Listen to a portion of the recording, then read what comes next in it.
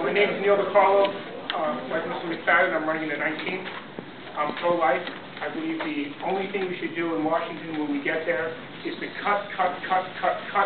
The only thing that I would increase is defense spending. I work on the floor of the New York Stock Exchange as a chief compliance officer. Before I became a chief compliance officer, I was a partner on a Wall Street firm. So I actually was part of a small business. And when I was a partner of a Wall Street firm, just like a regular small business, I didn't make any money unless I produced. Unless we got customer order flow to come into the business, that's the only way I would get paid. So the important thing we have to understand when we go to Washington is to cut and just improve continually national defense. I am pro-life with no exceptions.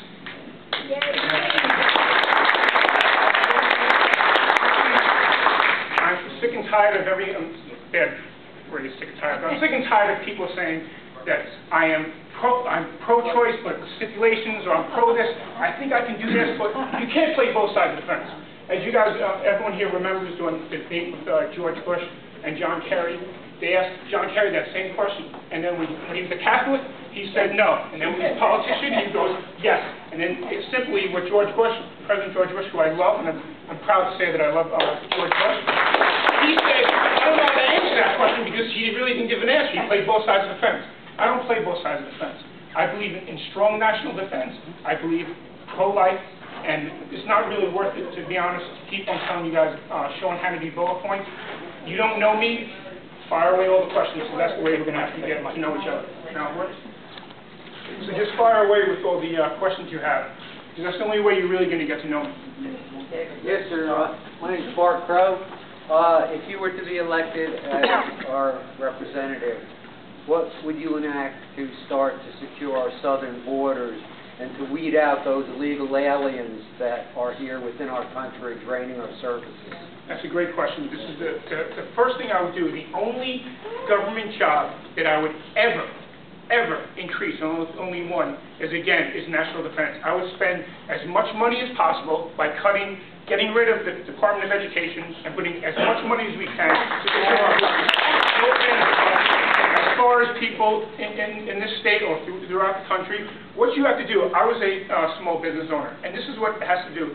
The only way someone's going to stop employing illegal aliens is if you find them, and you actually threaten them with enforcement to say, you know what, you have a $10,000 fine, and I can get that. You know what, the delis, the restaurants, and all the landscaping, when you impose them with a $10,000 fine, which might be 8.5% of their revenues, they're not going to hire them anymore, and the people who are unemployed are going to be able to work in those jobs, and we will not have any more. If you look at the newspapers, DWIs. If you look at the newspapers and everything, DWIs are happening and people are getting in trouble. Why? Because they're depressed. They have no job. And let me tell you something. I'm a father of 5. If I lost my job on Wall Street today, I would work at McDonald's. I'd clean floors. I'd do whatever it takes. I'd be that landscaper to make sure the food and bread on the table for my kids. Questions in the back? What you say is very good. And as far as keeping illegal aliens from working, but what fills that void? You have so many people in entitlements, they're not going to go out and do those jobs. Too menial. No. It's easier for them to stay home, collect their money, and then go out and do the job and earn their own money. So how do you stop them from the entitlements? I'm a father of 5.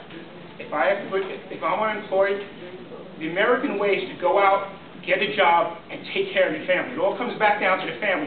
So what I tell everybody is I find those employers, I get them the illegal immigrants off their payroll, and then what I do as a congressman, as I go up to them and say, you want respect? You earn respect. You go out there and get the job. And I would go district to district, not even my own district, and tell people, listen, you know what you have to do? What are you doing? I've looked on the road that maybe for the last 30 weeks you've been hanging out, taking my money and your money. You have no job. There's a job out there that we just cut and fined 50,000 people, landscapers and delis all across the world. There's jobs open now. It's time for you to step up and do it. That's what you have to do. You have to have a leader in Washington that's actually going to do the incorrect thing. To actually go up to each one and say, no more taking money out of my pocket.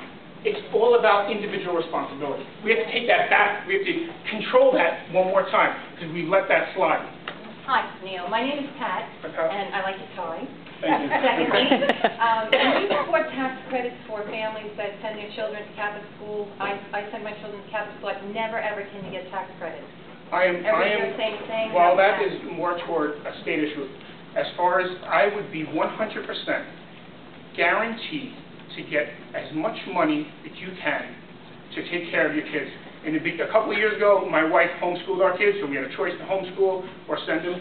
What happens is when you give a tax credit to parents that are able to go to Catholic school, you're going to make the local school district step up their game, because that's what it's all about. There's competition, and you're losing that, and they're losing that money, that guaranteed salary. When my kids went back to public school, they were probably clapping, saying, yeah, look, we just got another $8,500.